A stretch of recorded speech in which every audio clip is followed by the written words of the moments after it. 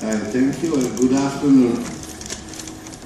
Well, usually when the people go to the congresses, most of the people love to go back on something short. Well, I learned this, and unfortunately, more I get older, and I get older, more doubts I have on what we have done over the last 25 years.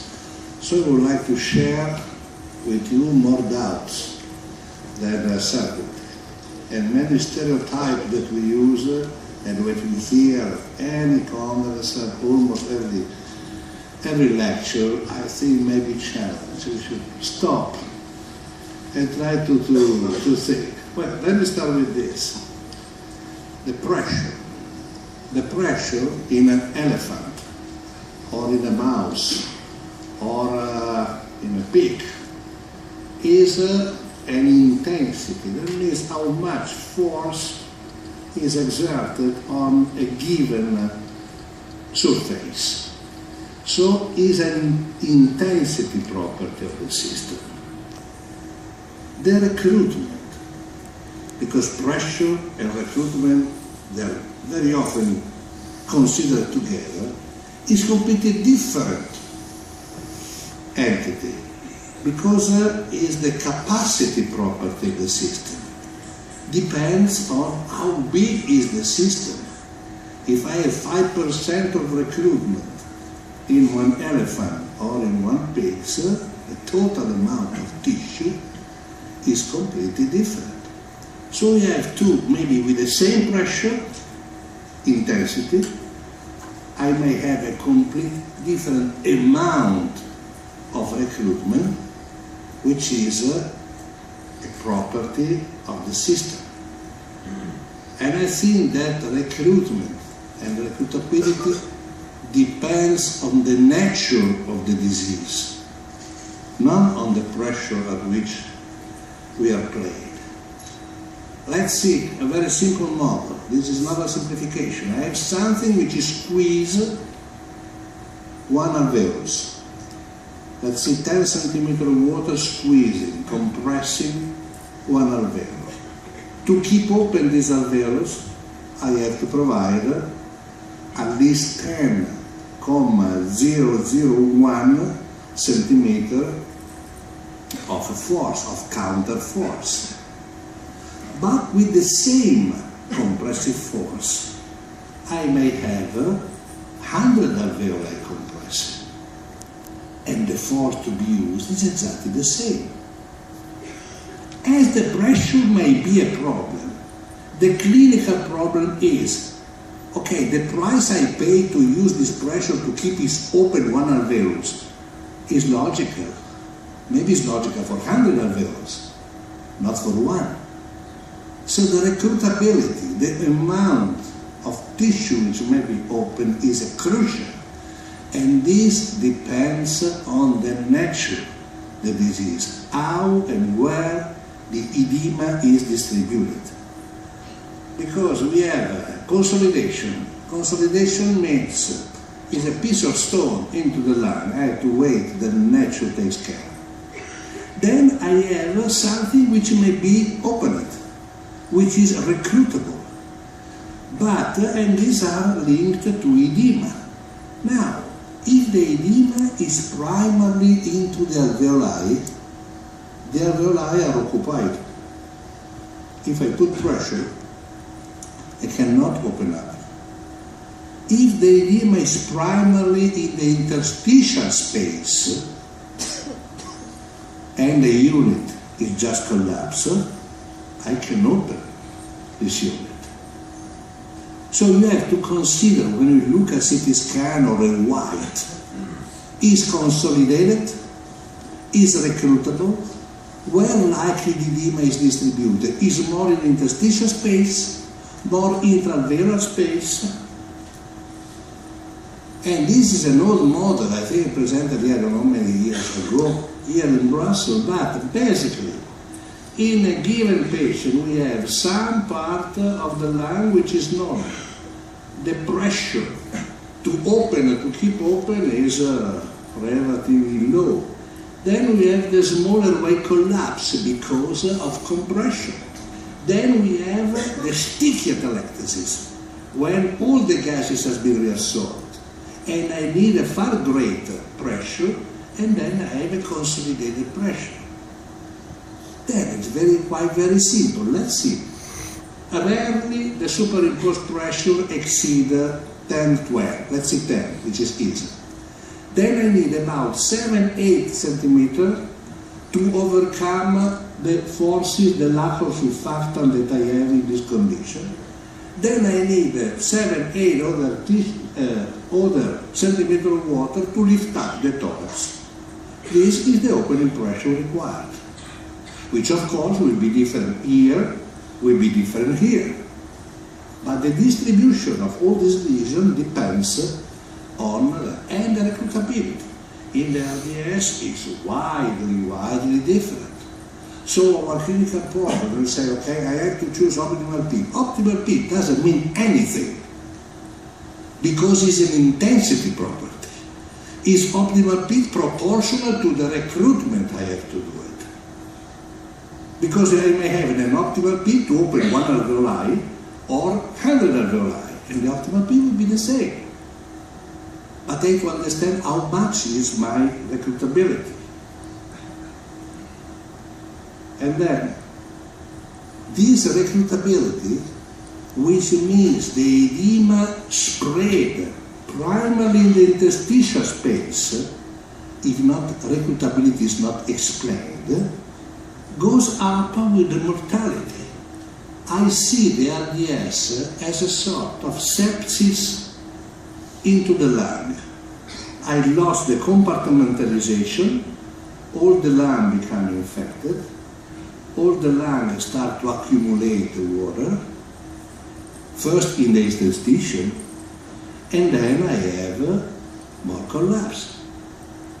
Sometimes the pneumonia is less recruitable, sometimes not, it depends. By the time and the severity, the overall severity. So, this is the possible model. Core disease is 24%, here I have compartmentalization, here I have not compartmentalization. These, which are good peak responders, are very associated to the mortality. So, I think this is my main message. The same opening pressure, recruitability, depends on the nature of the disease. I took experimental work. These are American dogs.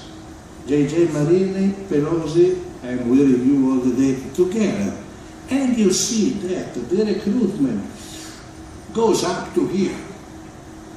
So, even now, you say, most of the recruitment happen here. Here is the safe zone. Here is the over-distension balloon. It's not true. The recruitment in this particular model goes up to there and say, okay, but these are pigs. These are men. Very few. Because I don't know how to do now this kind of study. The ethical committee will kill us. But we have a lot of one CT only, one slice only. But all the information from one slide, I think, we had were never contradicted by the whole lung analysis. And you see that exactly as in the dogs, the recruitability goes up. But the potential for recruitment was extremely low. These patients were recruiting 10 grams. So I had to use folio pressure to open up 10 grams of tissue, with the risk of pneumothorax and so on. I have some doubt about that. And these are the opening pressure, which of course are greater than closing pressure, because all the pressure that I need to split the water molecules, because of lack of surfactant, are not necessary during the deflation. Okay? This is the big difference between inflation and deflation, because the rest are very similar.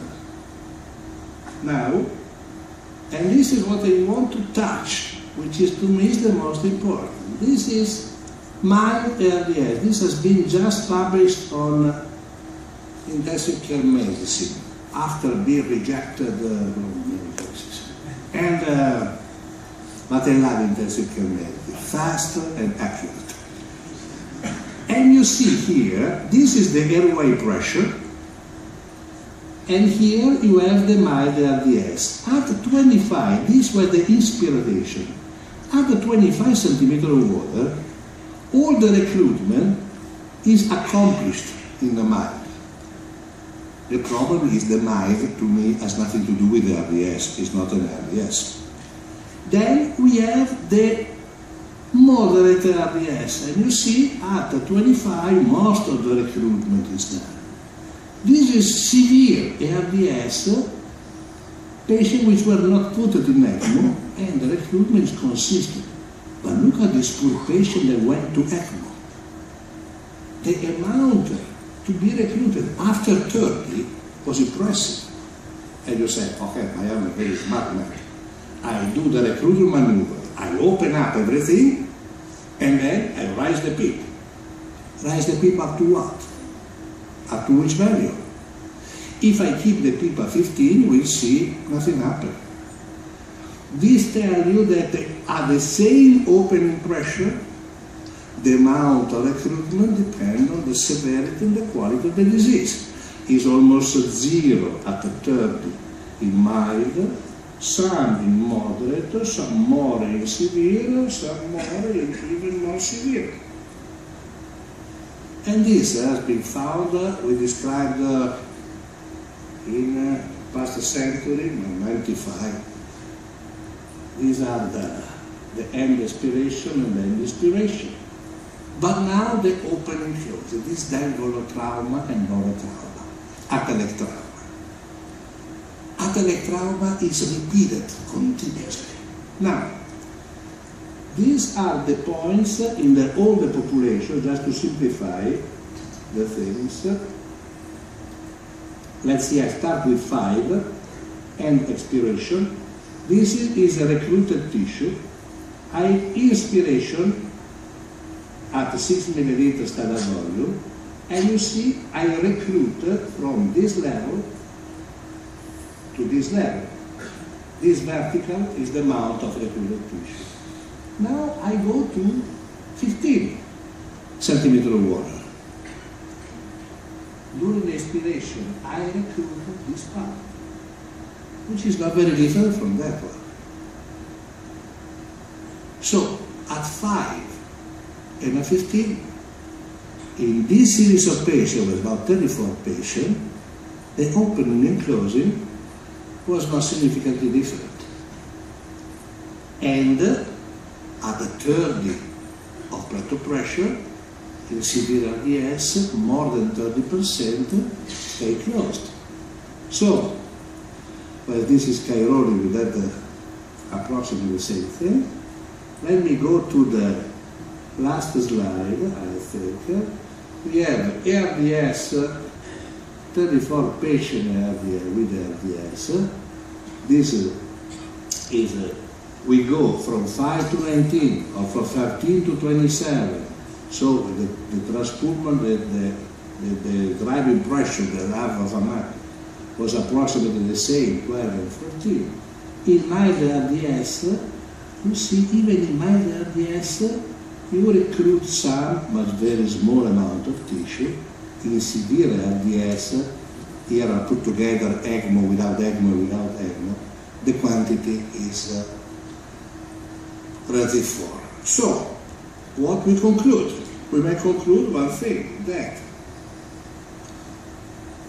to open up completely the lung, I should use 45-50 of pressure. My problem is to keep it open, because probably I need more than 25-30 of pressure. That means a tremendous volatility.